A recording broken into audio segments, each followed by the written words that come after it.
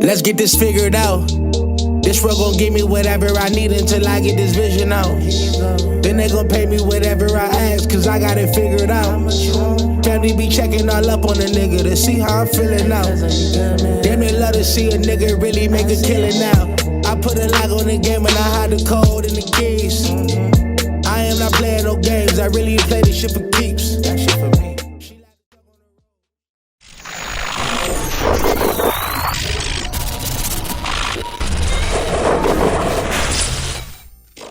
MaddenHeadz YouTube, what's going on? It is your boy Coach DC coming back at you today with another video. And today, fellas, we're just gonna get into this. We'll talk positioning. It's just something I noticed, like really, and I've spoke about this a little bit before. Just as we go into this next phase of Madden, apparently, you know, the game's changing and all this kind of stuff. Some things that we're going to have to learn, you know, if we're going to be successful at passing the ball, is you have to learn how to get your player in position to make the catch. Now, I know I've said before in a bunch of other videos, of course, the throw is always important. But if it's one thing that we know about Madden is that the throws sometimes have a tendency to get away. They have a tendency not to be consistent, you know, for what we feel like we execute on the stick doesn't always relate to what we see, you know, actually executed on the screen or on the field. And so first things first, getting the ball down. That's the main thing. You have to have stick pressure. You want to get that ball down, depending upon which throwing settings you're going to use. You may not have access to the low touch or the L2 as we have come to know it over the last few years, you know, how to throw a low ball. And so in this game, the stick is more of how you're going to start the trajectory of your passes.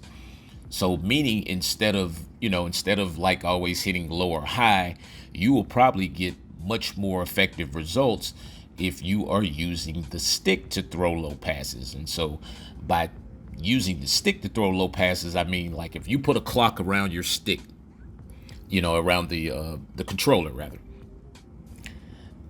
just go with 12, 6, 3, 9. So think about where all those shorthand points are at on a clock and which direction they point in.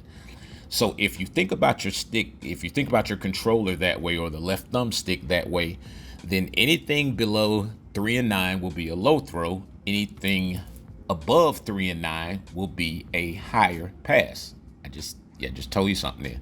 So a lot of the times how you start your throw, especially with this new game, your placement will start depending upon the height or the trajectory that you start your thumbstick at. Yeah, you're gonna have to follow that one. And that actually works on this game, this current game, you know, in 22 as we know it.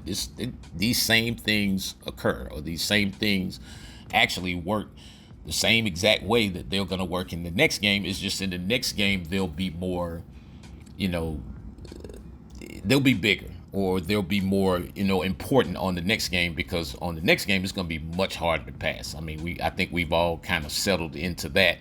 I don't think too much is going to change in terms of the coverage, maybe the pass rush, and maybe they will tone down a few of the AI based interceptions or plays, you know, so that, like I said, I don't mind the guys being there. Let them knock it down. If the guy doesn't click on, they should automatically go for a swat, not a pick, unless the ball's just right in their hands. That's just my personal opinion. You know, could be wrong, but it is what it is.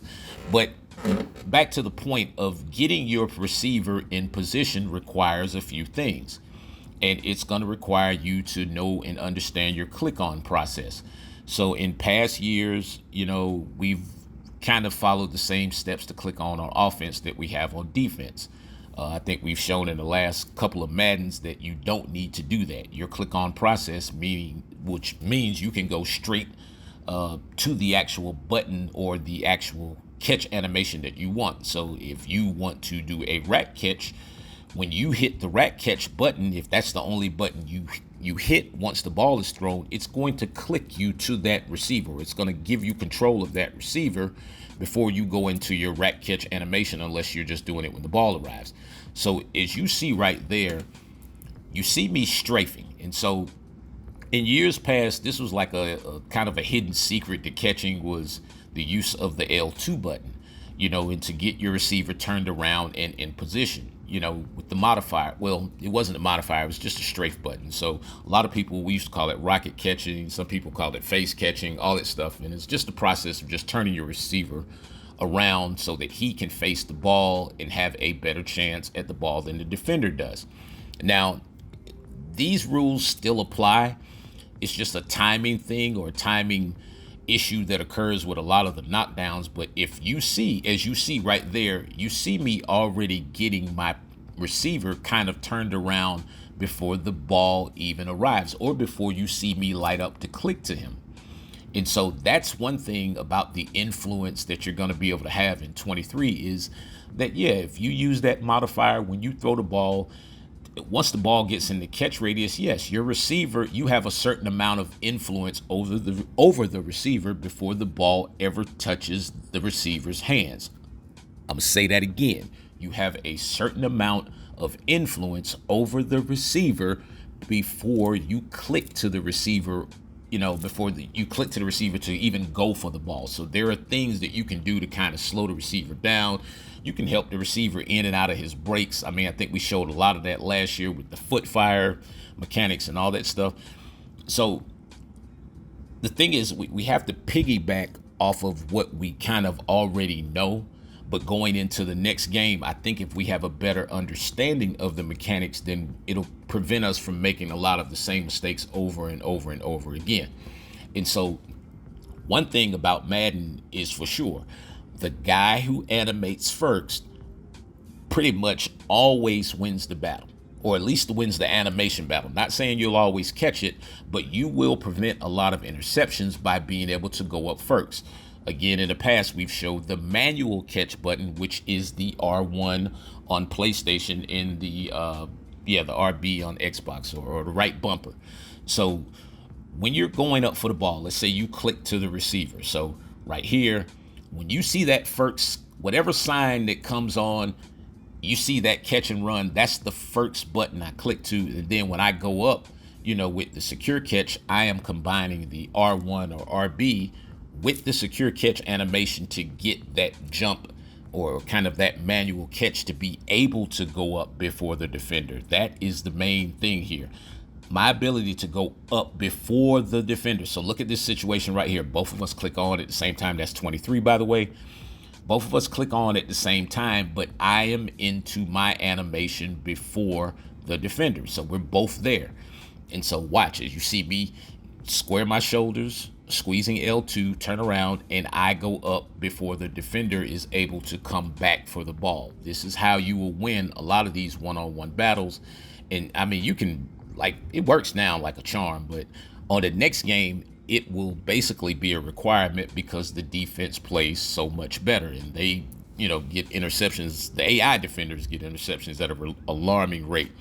I think actually on the new game, some guys probably are going to refuse to click on, because they feel like the AI is going to play better defense than they would as the ball arrives.